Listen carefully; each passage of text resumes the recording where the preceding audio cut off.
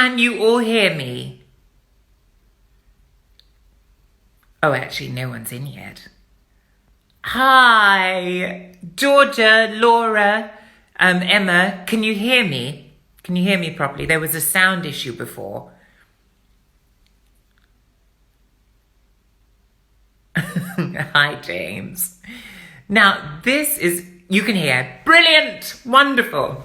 This is a live, not really for me, this is to contribute to Home Festival Fun, who are doing the most wonderful work to galvanise young people with fitness, with education, running the gamut. And I'm going to put in my 2 pennies worth with a little poetry. It's very fitting that the spectre of Noel Coward is looming behind me, because he's one of my great inspirations when it comes to verse.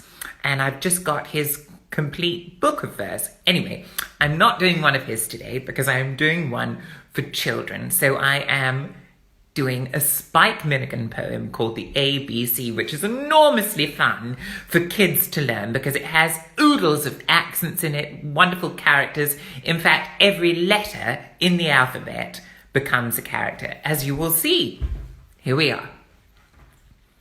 'Twas midnight in the schoolroom, and every desk was shut, when suddenly from the alphabet was heard a loud tut tut.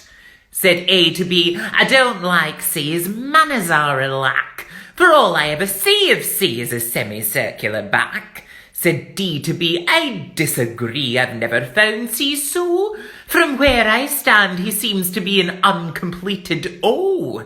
C was vexed. I'm much perplexed you criticise me shape. I'm made like that to help spell cat and cow and coal and cape. He's right, said E, said F, whoopee, said G, hip hip hooray. You're dropping me, roared H to G. Don't do it, please, I pray. Out of my way, LL said to K. I'll make poor I look ill. To stop this stunt, J stood in front, and presto, ill was Jill. You know, said V, the W is twice the age of me, for since a Roman V is 5, I'm half as young as he. X and Y yawned sleepily. Oh, look at the time, they said. Let's all get off to Betty Bye's. They did, and Z. I think because Spike Milligan was such a Peter Pan, you can't really beat him for children's poetry because he retained his inner child for life. I think that's why he was so glorious at it.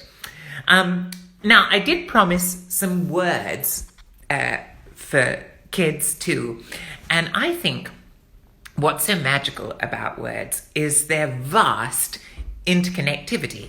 For example, how does a cathedral connect to a Toblerone? Well, cathedral comes from the Greek root hedra, meaning seat. And a cathedral actually is the bishop's seat. So it's the house of the bishop's seat. But in ancient Greek, seat really was a synonym for surface, and a Toblerone is a pentahedron, or a 5-surfaced shape. So there you are. That core root, hedra, is in a Toblerone and in a cathedral, curiously. Another one with a tenuous link is a spire. Now, spire is the root meaning the breath. And so the spirit is the breath of life, or the breath of the body, and aspire is a breathing towards, but moreover, it sort of indicates the direction of that spirit, of your life force towards a goal. The other connections to breath are much more obvious. Things like expire, which is to breathe one's last, and respire, which literally means to breathe back. So you're breathing back and forth. It describes the machinations of breathing, if you like. Let me see if I can do one more in terms of curious links. Here's a good one. Insulin. Insulin comes from the root meaning island, and it's in insula, which is to make yourself island-like by removal. Peninsula, which really means a near island, because there's only a tiny, tiny shred of land connecting it to the mainland. And then insula, this product produced in the pancreas. Well, this is why. There was a doctor called Dr. Langerhans who said that the little elements of the pancreas that produce this substance were very like islands. And so they became christened the islands of Langerhans. And because the islands made a product within the body, that product was then logically called insulin because it was the product of these islands. So the links are often very tenuous indeed, but they are there if you dig. And that's what's so fascinating about words, is every single one has the most extensive story.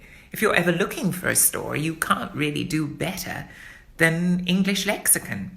It goes so far back, and probably further back even than Greek and Latin, because many of the Greek language wizards were schooled in Egypt, so it probably goes back further still.